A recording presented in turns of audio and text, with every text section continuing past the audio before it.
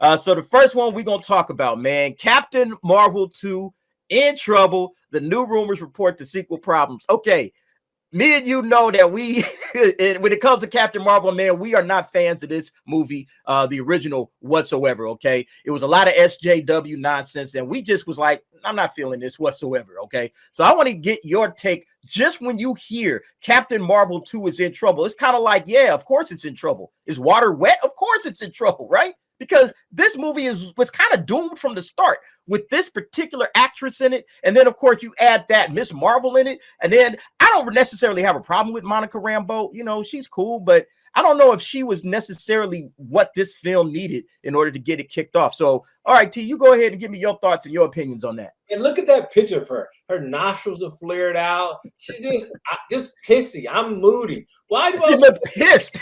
Uninteresting character, and you got two of them.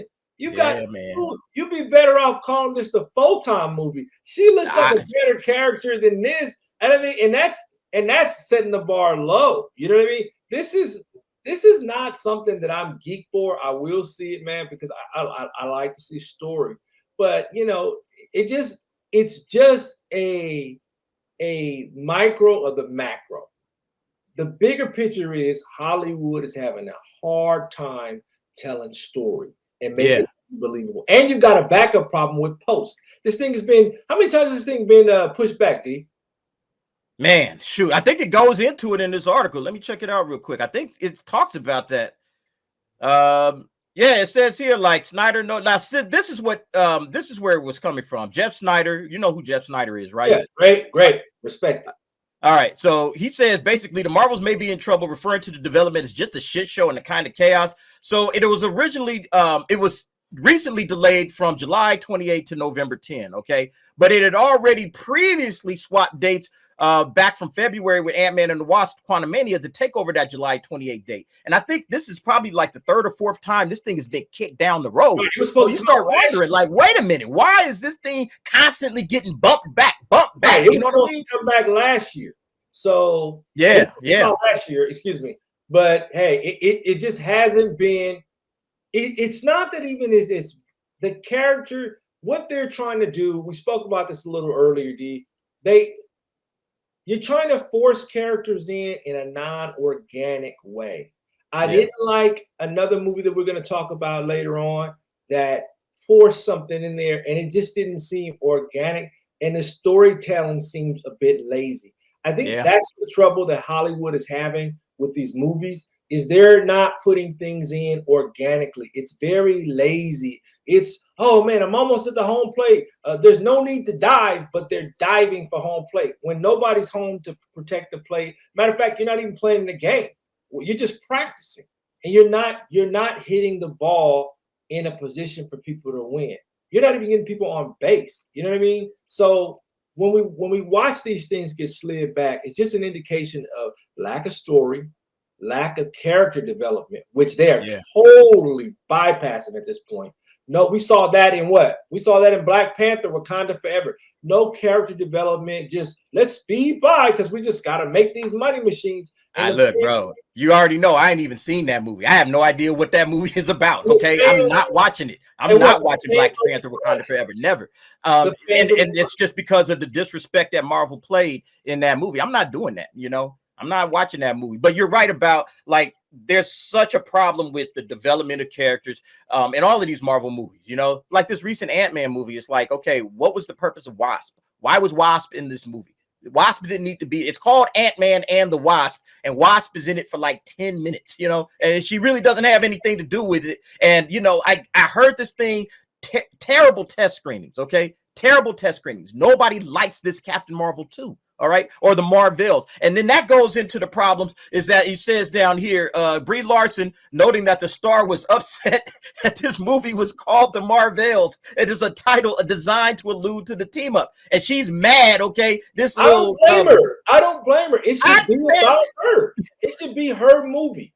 It should be her movie. You really think that this chick deserved another movie after Captain Marvel 2? It's not her fault. I mean, Captain Marvel? Come on, bro. Her fault.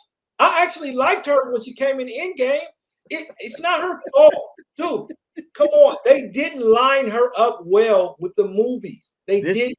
her importance. That movie that came out in 2000, what was that, 18, should have came out. It should have, for all intents, it came out 2019, I think, or 2018.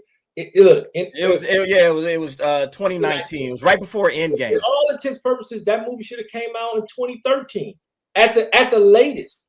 It was too little, too late. Y'all see what I'm talking about, folks? The TV out here. Y'all doing too much. Y'all doing too much because you're not letting the audience warm up. Come on, hey, you act like that Thor 1 was great or that Thor 2. No, Thor 2 wasn't that hot. I didn't like Thor 2. I wasn't a fan of Thor 2. But Iron Man 3 was hot fire. Come on, that was look, T. I'm gonna tell you right now. I'm gonna tell you what the problem was. Yeah. I'm gonna tell you what the problem was, or the problem is with this Captain Marvel 2. Okay. Because as they said right here, okay, flipping over, the Marvel's reportedly a shit show. Entire project in trouble. As Brie Larson is not upset, is upset it's not called Captain Marvel 2. It's too much damn estrogen on this set. That's the problem, okay? You got 3 women leads, all right? You got 2 female writers and a female director. It's too much estrogen in this thing, all right? That's the problem. They need some men. I'm just joking, folks. But I mean, I think that's the major issue, is that this chick right here has a major attitude problem, man. And it seems like she's always carried this attitude, this little chip on her shoulder ever since the first one. You remembered all of those interviews that she was doing. Well, this isn't made for the 40-year-old white male. Well, the 40-year-old white male was the dude that was buying all of the comic books back in the day. So what are you talking about? You know, you make this for people that don't even watch the movies in her head. You know what I'm saying? So I think that's the problem, is that this chick always had kind of a chip on her shoulder. She has a bad attitude. All right. And you know that Tiana Paris wasn't playing with that. You know, she probably threw it in her face a couple of times. Bitch, this is called the Marvel. Okay. It boils down to bad marketing, too. It's bad all the way around, man. That's just the way Marvel is. They need their heavy hitters. They need their heavy hitters. They need phase 1, 2, and 3. Those hitters to come out and endorse this. They never embraced this character. So because they haven't embraced this character, she's a non-issue. She's on an island by herself, right? And you've got to forward something different. Nobody knows about, oh, here's this important chick that just all of a sudden came out of nowhere. It's like it doesn't. They didn't set it up right. Right. They didn't set it up well, and they're not doing anything to set it up well. But I think that the fandom would feel a lot better if this actress was a lot better. You know, she's not doing this film any favors with some of her interviews and some of the stuff that she's been, talking about. She's not doing this film any help. She's not doing it any favors, bro. I really don't think. I think they've got a reputation for the most part recently of making bad films, trying to put female characters into male-driven scenes, and it's not working well because characters are coming across as crass and not classy. You know, you're trying to make them all the same and not making them feminine in a way that makes it say, okay, man, she still got this. Like, I wouldn't know this lady has her period. I wouldn't know that. It just seems so emotional. Whereas they don't embrace it. And what you're saying is basically they don't embrace the femininity of these female characters. They're just making them as masculine as possible, which is kind of a trend these days. You're absolutely correct about that. Right. And it shows because you're trying to make a sexual being neutral to a group of men who are visual creatures who have desires.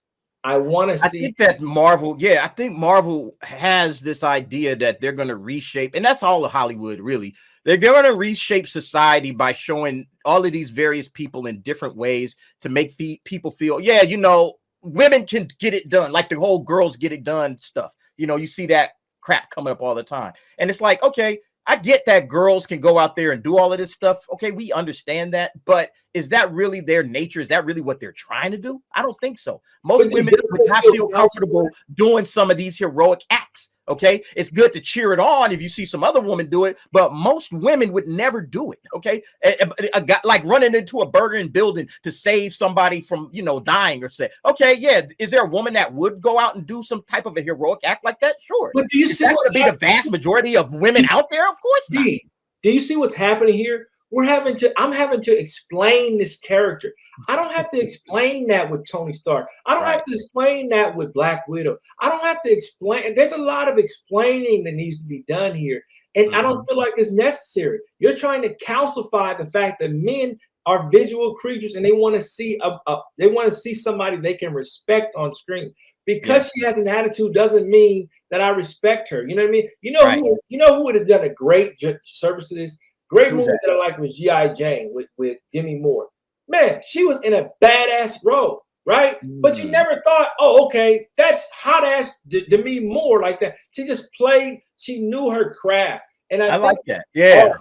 I mean, we've seen like great female like action heroes. You know, we always talk about Ripley from the Alien series or Sarah Connor from the Terminator series. Everybody brings them up. But you had, you know, like Xena Warrior Princess. We had her, man. You even had like Buffy the Vampire Slayer. And they always exuded femininity. Okay. And this character right here, as you just said, she is the opposite of that. Okay. She's very masculine. She's very kind of like on her edge all the time, like, you know, what's wrong with you, chick? You know, settle down, calm down, everything's gonna be all right. You know, we get that from this character, and that's one of the things that comes through the actress, because the actress is kind of like that. You know, she's very uncomfortable in interviews, she's very brash, and I don't think that it fits, you know, with this particular, you know, character. I don't think it works at all for audiences. I don't think audiences want to see a female that's, you know, very in your face and very angry and very emotional about it. And then, like I said, the project itself, she's upset because of the title of the movie. You know, like, come on, like, that's crazy to me.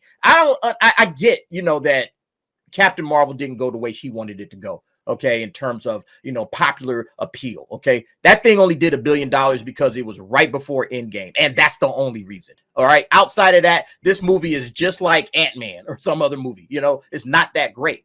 But I think that the problems with the Marvel Cinematic Universe, you know, all of the different things that they're trying to push, the feminism that comes through, especially when we saw She-Hulk, you know, I mean, that movie was just, I mean, or that television show was just unbearable. Okay. And this feels like it's going to be more of that.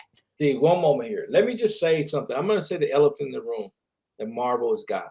Okay. You're trying to build up a whole nother phase. Phase 4, phase jive, phase fix. Okay. Right? We're trying to build up this whole thing without connecting all the dots. The problem is you built up such a climactic ending that everybody wants you to stay consistent. And now you're trying to break down those sandcastles and build them up again. And the audience doesn't have time, because I don't want to shift through what I got in phase 4 to get to phase 6 and say, oh, okay, now I get the payoff. I don't want that. Give me payoff every time. And give me payoff that makes sense with the story.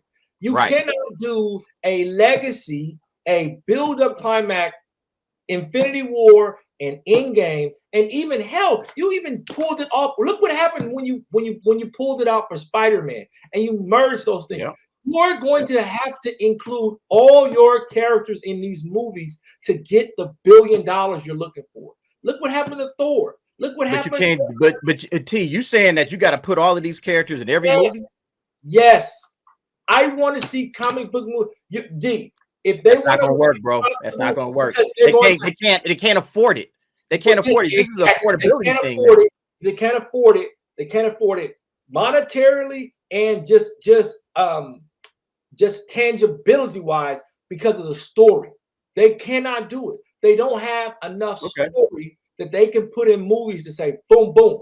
They can't. You can't do 1 and 2. You're going to have to put out movies from now on, part 1, part 2, because there's too much story. Okay, well, you know what? Let's shift gears real quick.